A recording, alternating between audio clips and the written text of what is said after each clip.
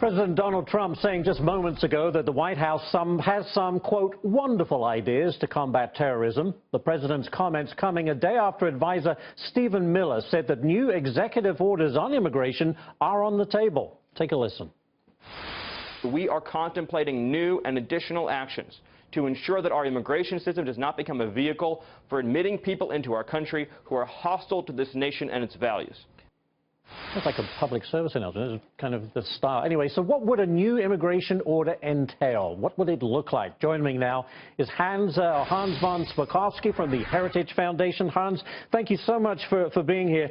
How much of the original order do they have to change? Was it all rubbish and they start again, or are there just elements that need to be taken out? I think there are just certain elements that need to be revised. Let me make it clear. I think the Ninth Circuit got the law wrong.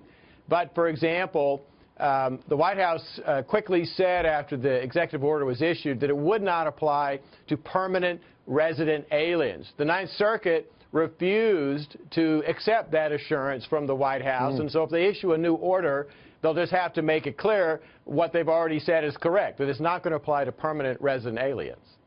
But if the Ninth Circuit got it wrong, how do we know that whatever order they put forward is going to be, properly adjudicated? Are they always going to get it wrong?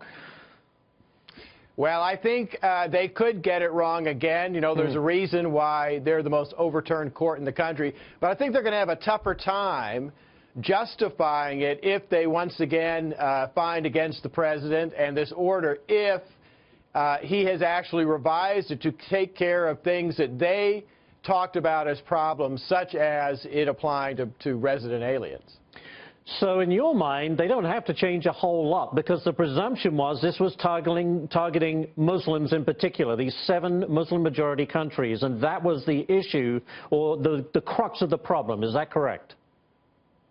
Well, yeah, I mean, there was some mention of was there a religious discrimination in this, but even that claim is totally bogus. We know it's bogus because there are almost 50 countries in the world that are majority Muslim. This only applies to 7 countries which were even recognized by the Obama administration as terrorist havens. So it has nothing to do with religion. And look, this whole thing has been so overblown. Put this in perspective.